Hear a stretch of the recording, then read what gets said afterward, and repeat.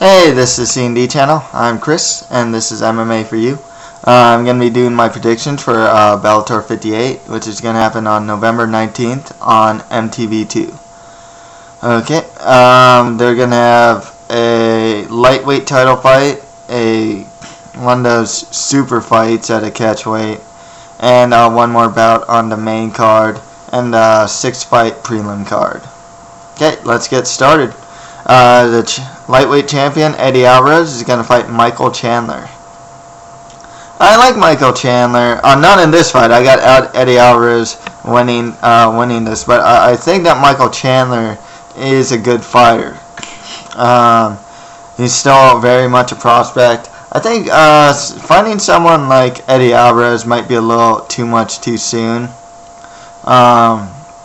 Chandler's wrestling is top notch.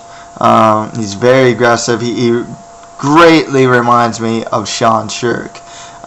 Very offensive, will push you against the cage and really go for that takedown and do damage once he's on top of you. He has a solid submission game as well.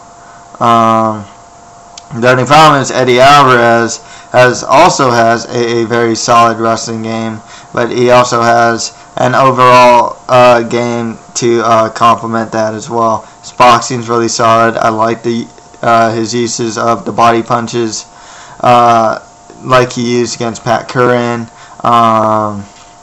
He beat up Roger Huerta on the feet. Actually, Pat Curran really had nothing for him throughout the whole fight. He just lasted 5 rounds with him. One thing that's different, though, is where Pat Curran tends to counter punch and be a counter fighter. Michael Chandler's more of an aggressive fighter. His stand-up's still coming along. If you watch his last fight against Patricky Pitbull, he hit him in the balls at least one time every round. It shows me that his striking game is still something that's coming along.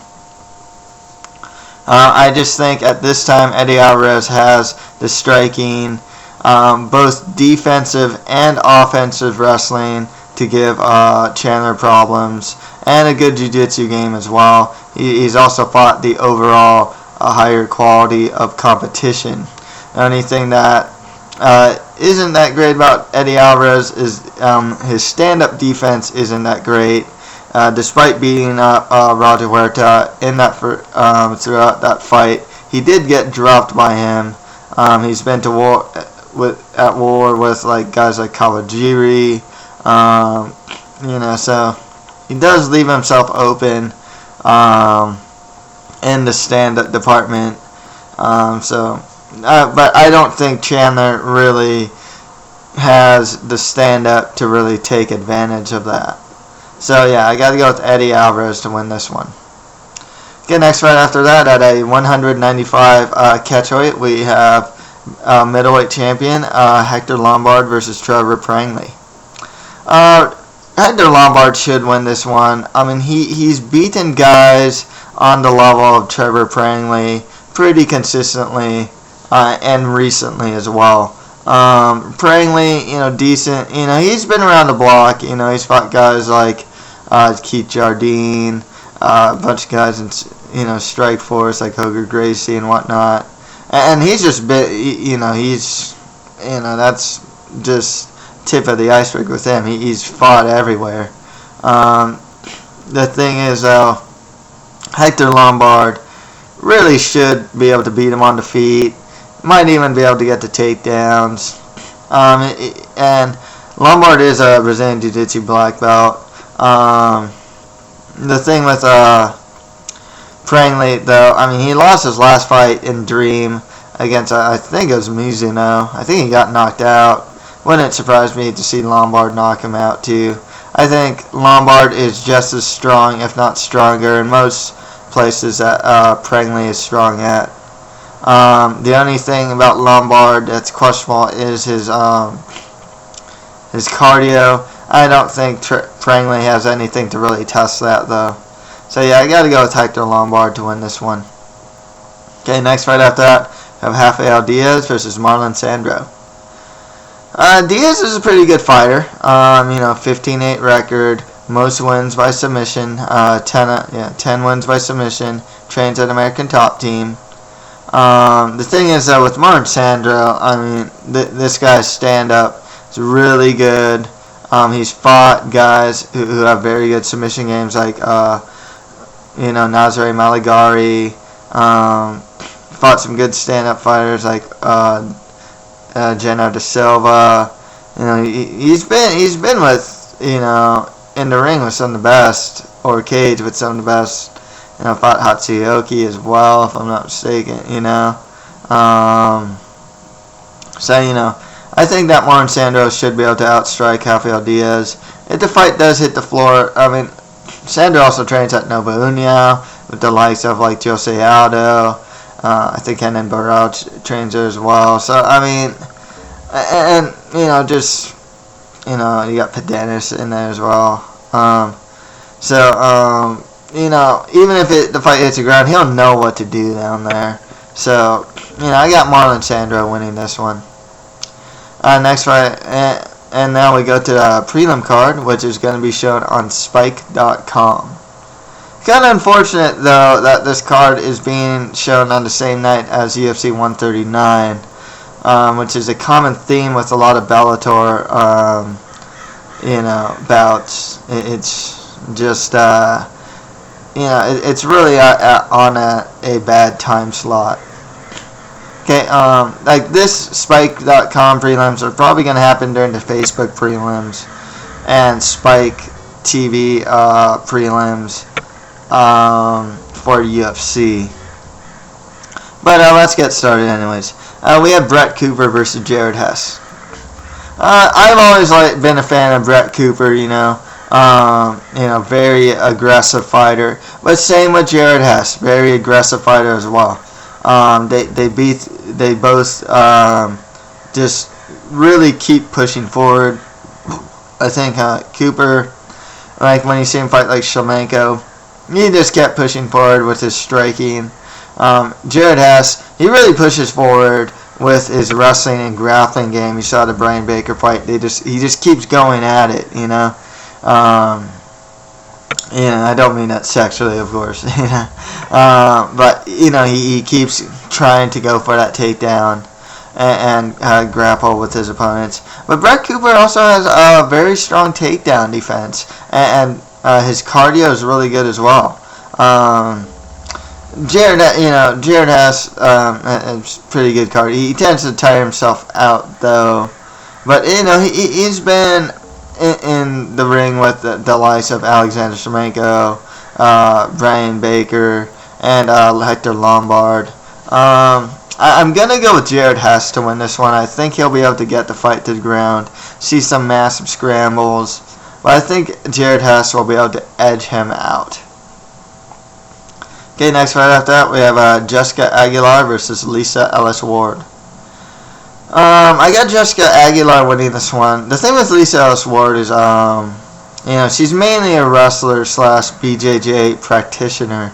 Out of 14 wins, all 10 wins, or 10 of her wins are by submission. 4 of them are by decision. The thing is, though, she last fought Megumi Fujii at December 30th of 2010. So she's been having a pretty long layoff. Whereas Jessica Aguilar, coming off a 2-fight win streak, which should actually be a lot more because I feel that she beat Zoila Gurgel and got robbed of that victory. They fought before and Aguilar lost by submission. But, these days, Aguilar's no stranger to the ground game herself. Out of 11 wins, 7 of them are by submission. So she knows what she's doing down there in the grappling department. She trains at an American Top Team, and her striking's really come a long way as well. If you saw the Zoila Gurgel fight, Jessica Aguilar was beating her up on the feet. So yeah, I got Jessica Aguilar winning this. If the fight hits the ground, I think she'll know what to do down there, and I think she has superior striking as well. Okay, next fight after that, we have Cosmo Alexander versus Avery McFadder. With Cosmo Alexander, it's just one of those things where, disappoint. He's pretty highly touted prospect, world kickboxing champion, lost his pro debut. He was actually getting outstruck at times too. I'll give him a chance here, and I'll go with him. Hopefully he can come back from that loss. Avery McFadder, 2-2 record, still relatively young, 22 years old. Also has a striking base with boxing and Muay Thai. Trains at the XFC gym and is an XFC veteran. He's fought in other places as well. But I'll give Cosmo Alexander a chance here and see if he can come back from that loss.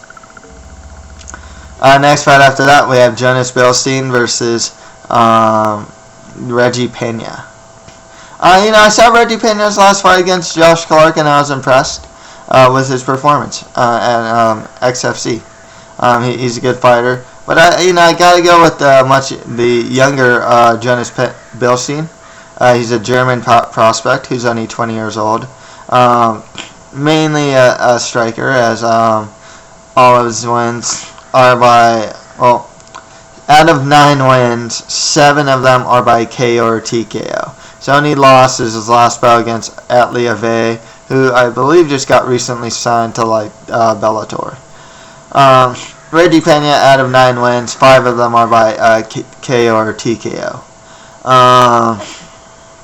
But in this fight, I think that the younger prospect here, Jonas Bilstein, is going to get the win here. But Reggie Pena is a solid fighter himself. But yeah, I am going to go with Jonas to win this one. Okay, next fight after that, we have Fabio Melo versus Farkhad Sharipov. The thing with Sharipov, he lost his last fight by split decision. I have him winning this one. It is kind of alerting that out of 13 wins, 10 of them are by decision. So he's definitely the type of guy that isn't much of a finisher. Still relatively young at 27. He trains at Gracie Barra. Still a prospect, despite losing his last fight. Fabio Melo, though, a solid fighter. He's been he's fought some of the best guys out there. He trains out of American Top Team. He's 36 years old, though, but he is coming off a 4-fight win streak. He's fought and lost to the likes of Jose Aldo, Imanare, Fredson Paixão, and Gomi. He has some solid wins, as well as he beat Acevedo, Mishima, among some other guys as well. But I got Sharipov winning this one. And finally, we have Alton Barbosa versus Valdir Araujo. Barbosa is actually coming off a 6-fight win streak, trains at American Top Team. Most of his wins are by submission, but he is 35 years old. Araujo, a solid fighter. He's only 26 years old. And his only losses are his last fight, which was against Brett Cooper, who he lost by TKO. He lost to Chris Weidman and Lucio Linares. So some pretty good fighters. I think Valdir should be able to take this one. He had a really good fight with Brett Cooper, actually. I was still impressed with the performance, despite losing. So yeah, I'll go with Valdir Araujo to win this one. So yeah, that's it for my prediction for Bellator 58. If you have any comments, just leave them below. And that's it for MMA for you. Thank you very much.